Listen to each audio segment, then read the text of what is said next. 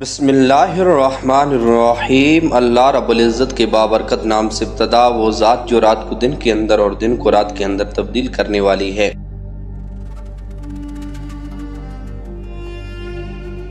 سبھی ناظرین کو چشتی وائس کی جانب سے محبتوں برا سلام۔ کیسے ہیں آپ سب؟ امید ہے سب خیر و عافیت سے ہوں گے۔ اللہ رب العزت کی ذات آپ سب کو ایسے ہی خیر و عافیت کے ساتھ رکھے۔ معزز ناظرین و سامعین، ہمارا آج کا موضوع سامری جادوگر اور حضرت موسیٰ علیہ السلام کا واقعہ۔ تو موضوع کی جانب بڑھنے سے پہلے اگر آپ نے ہمارے چینل کو سبسکرائب نہیں کیا تو چینل کو سبسکرائب کر دیجئے اور بیل آئیکن کو دبا دیجئے تاکہ آپ کی اور ہماری محبت کا یہ رشتہ یوں ہی استوار رہے۔ تو چلیے چلتے ہیں اپنے موضوع کی جانب۔ فرعون کی ہلاکت کے بعد بنی اسرائیل اس کی چنگل سے آزاد ہوئے تو سب کے سب حضرت موسیٰ علیہ السلام پر ایمان لے آئے۔ حضرت موسیٰ علیہ السلام کو خداوند کریم کا یہ حکم ہوا کہ وہ 40 راتوں کے لیے کوہ طور پر اعتکاف کریں، اس کے بعد انہیں کتاب توریت دی جائے گی۔ چنانچہ حضرت موسیٰ علیہ السلام کوہ طور پر چلے گئے اور بنی اسرائیل کو اپنے بھائی حضرت ہارون علیہ السلام کے سپرد کر گئے۔ آپ 40 دن تک دن بھر روزہ رکھتے اور ساری رات عبادت میں مشغول رہتے، جبکہ دوسری طرف بنی اسرائیل میں ایک شخص رہا کرتا تھا جس کا نام سامری تھا، جو طبعی طور پر نہایت ہی گمراہ کن آدمی تھا۔ اس کی ماں نے برادری میں رسوائی اور بدنامی کے ڈر سے اس کو پیدا ہوتی ہی پہاڑ کے ایک غار میں چھوڑ دیا تھا۔ حضرت جبرائیل علیہ السلام نے اللہ تبارک و تعالیٰ کے حکم سے اس کو اپنی انگلی سے دودھ پلا کر پالا۔ یہی وجہ تھی کہ یہ حضرت جبرائیل علیہ السلام کو پہچانتا تھا۔ اس کا پورا نام موسیٰ سامری ہے اور حضرت موسیٰ علیہ السلام کا نام بھی موسیٰ ہے۔ موسیٰ سامری کو حضرت جبرائیل علیہ السلام نے پالا تھا اور حضرت موسیٰ علیہ السلام کی پرورش فرعون کے گھر میں ہوئی تھی۔ مگر خدا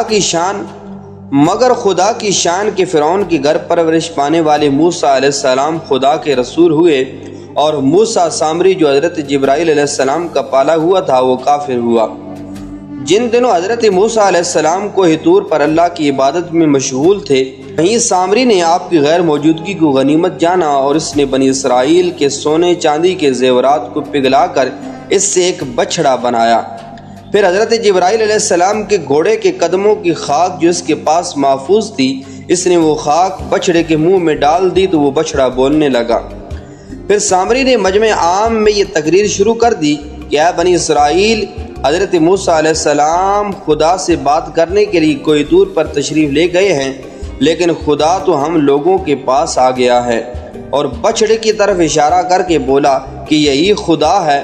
اس نے ایسی گمراہ کن تقریر کی کہ بنی اسرائیل کو بچھڑے کے خدا ہونے کا یقین آ گیا اور وہ بچھڑے کو پوجنے لگے۔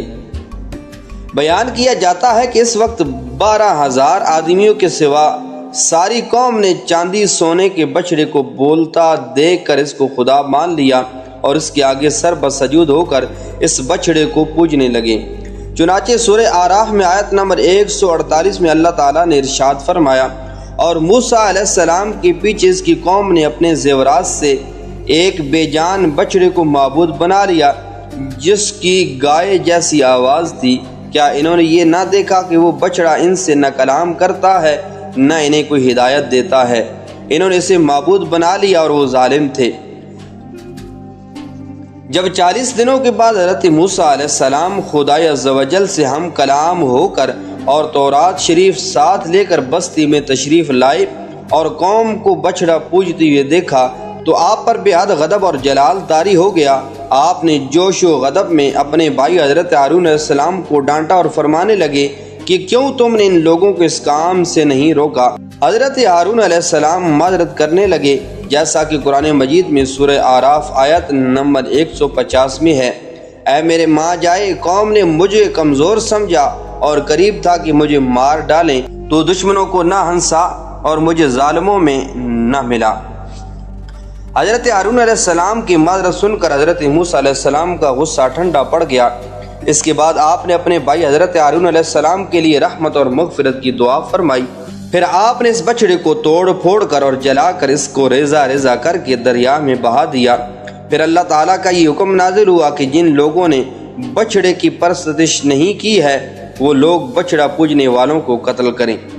اس کے بعد حضرت موسیٰ علیہ السلام نے چن چن کر اچھے 70 آدمیوں کو ساتھ لیا اور کوہ طور پر تشریف لے گئے۔ جب لوگ کوہ طور پر طلب معذرت و استغفار کرنے لگے تو اللہ تعالیٰ کی طرف سے آواز آئی کہ اے بنی اسرائیل، میں ہی ہوں، میرے سوا تمہارا کوئی معبود نہیں۔ میں نے ہی تم لوگوں کو فرعون کے ظلم سے نجات دے کر تم لوگوں کو فرعون کے ظلم سے بچایا، لہذا تم لوگ فقط میری ہی عبادت کرو اور میرے سوا کسی کو مت پوجو۔ اللہ تعالیٰ کا یہ کلام سن کر یہ 70 آدمی یک زباں ہو کر کہنے لگے کہ اے موسیٰ علیہ السلام، ہم ہرگز آپ کی بات نہیں مانیں گے جب تک ہم اللہ تعالیٰ کو اپنے سامنے نہ دیکھ لیں۔ یہ 70 آدمی اپنی ضد پر بالکل اڑ گئے کہ ہم کو خدا کا دیدار کروائیں ورنہ ہم نہیں مانیں گے۔ حضرت موسیٰ علیہ السلام نے ان لوگوں کو بہت سمجھایا مگر وہ اپنے مطالبے پر اڑے رہے۔ پھر اللہ تعالیٰ نے اپنے غضب و جلال کا اظہار اس طرح فرمایا کہ ایک فرشتہ عرش نے ایک ایسی خوفناک چیخ ماری کہ خوف و دہشت سے ان لوگوں کے دل پھٹ گئے اور یہ 70 آدمی مر گئے۔ پھر حضرت موسیٰ علیہ السلام نے خداوند عالم سے ان لوگوں کے لیے زندہ ہو جانے کی دعا مانگی تو یہ لوگ زندہ ہو گئے۔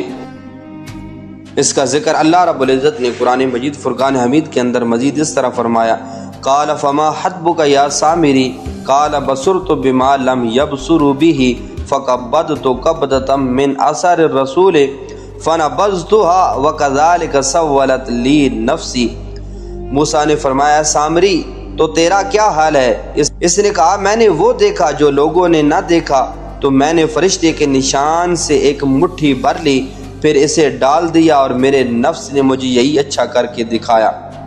قال فاذهب فإن لك في الحياة أن تقول لا مساس وإن لك موعدا لن تخلفه وانظر إلى إلهك الذي ظلت عليه عاكفا لنخرقنه ثم لننسفنه في اليم نسفا انما الہکم اللہ الذی لا الہ الا ہو واسع کل شیء علما۔